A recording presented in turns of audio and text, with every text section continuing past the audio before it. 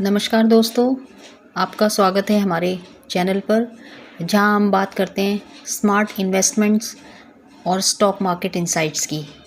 आज के वीडियो में मैं आपको बताने वाली हूं 5 ऐसी इंफ्रास्ट्रक्चर और रियल एस्टेट कंपनियों के बारे में जो भारत के ग्रोथ स्टोरी में अहम भूमिका निभा रही हैं और लॉन्ग टर्म इन्वेस्टमेंट के लिए दमदार साबित हो सकती हैं। तो चलिए शुरू करते हैं top 5 infrastructure real estate stocks in India. दोस्तों, स्टार्ट करने से पहले प्लीज़ डिस्क्लेमर पढ़ लीजिए।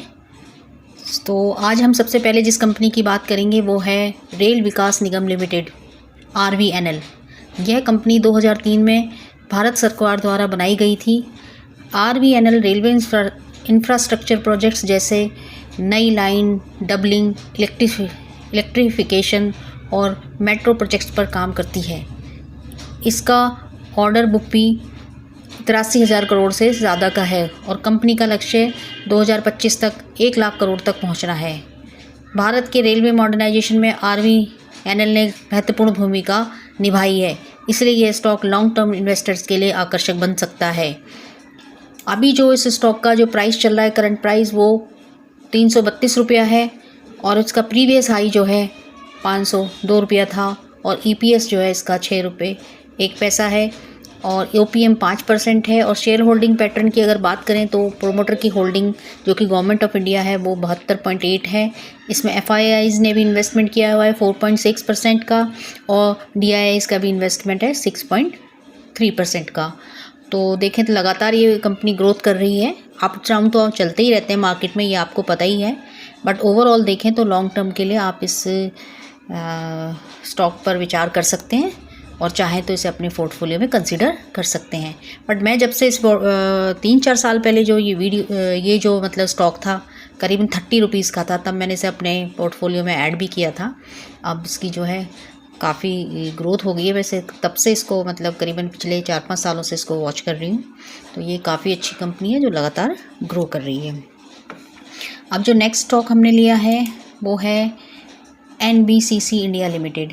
NBCC के बारे में आप जानते हैं, ये भी गवर्नमेंट ओन कंपनी है, कंस्ट्रक्शन कंपनी है जो प्रोजेक्ट मैनेजमेंट और वेरी लार्ज इसकी ऑर्डर बुक है और ये जो है कई बड़े बिग प्रोजेक्ट लेती है डिफरेंट स्टेट्स में।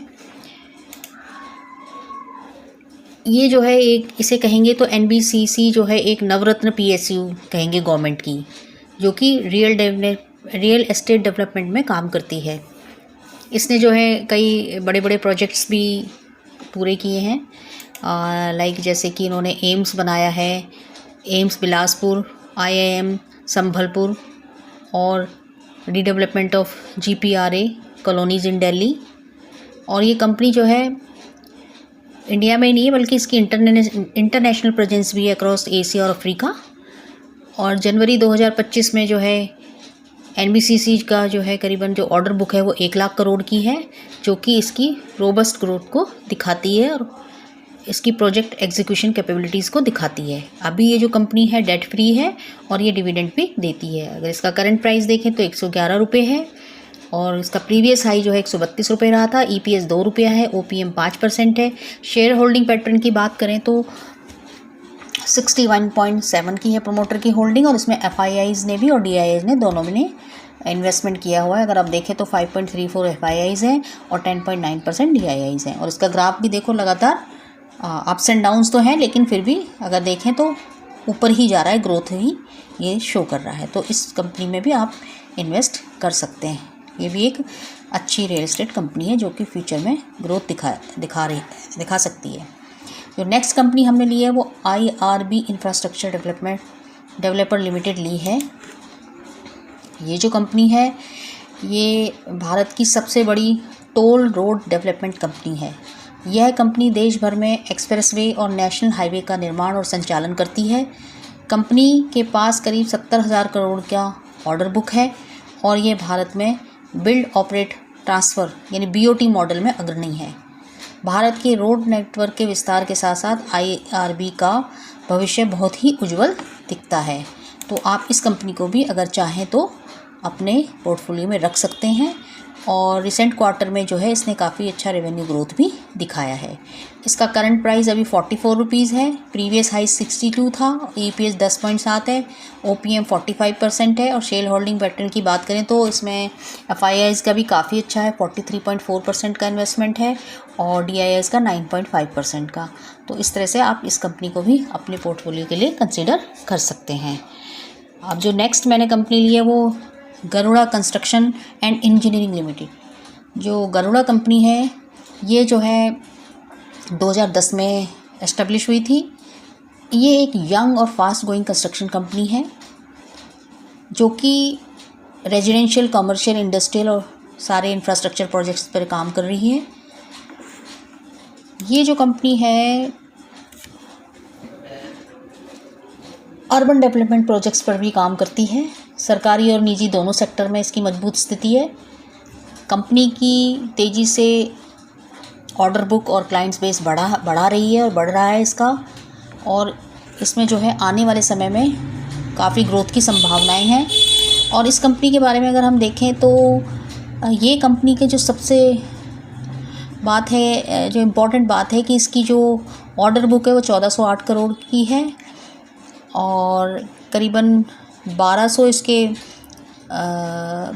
इसके ऑनगोइंग प्रोजेक्ट हैं जो कि मुंबई मेट्रोपॉलिटन रीजन में हैं और ये एक काफ़ी तेज़ी से एक्सपेंड कर रही है। तो इस तरह से अगर आप चाहें तो इसको भी लॉन्ग टर्म के लिए कंसीडर कर सकते हैं। अभी इसका जो प्राइस है वो 208 रुपया है करंट प्राइस, और प्रीवियस हाई देखें तो 231 था। EPS 9.2 है, OPM 29% है, प्रोमोटर की होल्डिंग 67.5% है। FIIs ने और DIIs दोनों का इसमें इन्वेस्टमेंट है और इसका भी अगर ग्रोथ चार्ट देखें तो लगातार ऊपर जा रहा है। अप्स एंड डाउन्स तो रहते हैं, बट फ्यूचर में ये उम्मीद है कि जिस तरह से ये कंपनी ग्रो कर रही है काफ़ी अच्छा कर सकती है।